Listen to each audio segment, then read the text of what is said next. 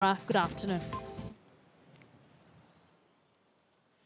Now, the National Assembly's Committee on Appointments has approved all 9 cabinet nominees that it vetted last week.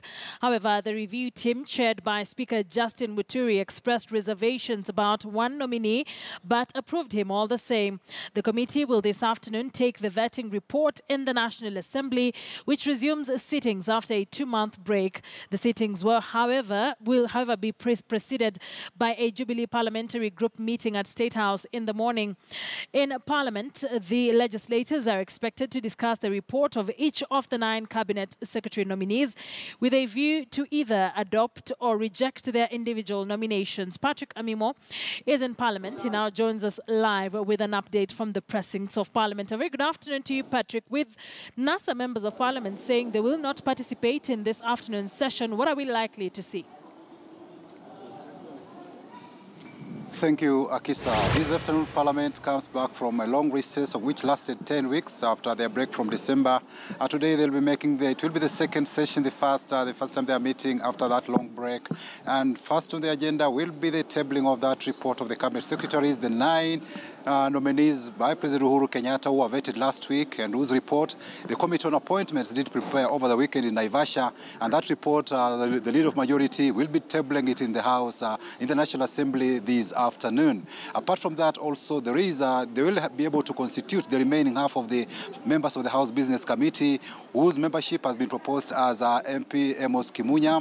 We have Joyce Eman Kinor, we have Shadrach John Mose, we have Kawira Mwangaza, we have Omboko Milemba, Mishi Mboko, and Dr. Makali Mulo. These are the 7 members who will be joining the House Business Committee for it to be fully constituted.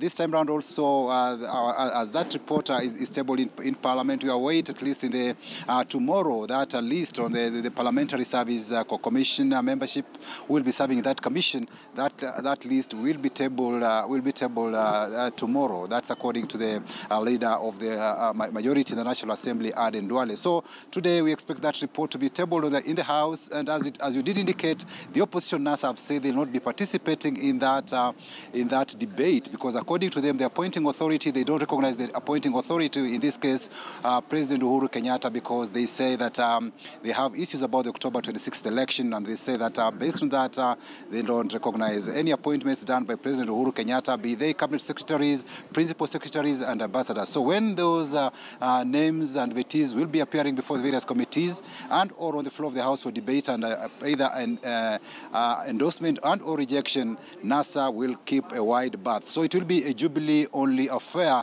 when it comes to vetting those appointments made by President Kenyatta in this Parliament as it begins its second session. And just to bring us up to speed, I'm joined by a nominated member from Narok County. Just to tell us that today we saw before, as the House convenes for the second session, what do we expect from members of Parliament, given that last time in the first session you only had 19 sittings?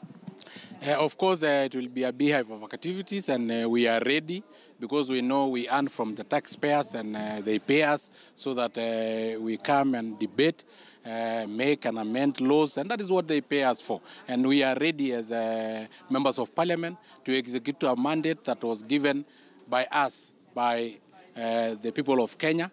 And of course, it will be moral for us to earn without working. So that is why we are here today, and most of us have arrived very early so that we can start business. So it will be a beehive of activities. Looking at it, you're a member of that Committee on Appointments, and some of those, there are reservations about some of those nominees. I don't know, when that report is tabled in the House, how do you see the debate going, given some of them we have some at least questionable academic credentials?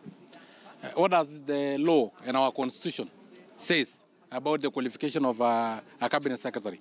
Because exactly that is what we have used.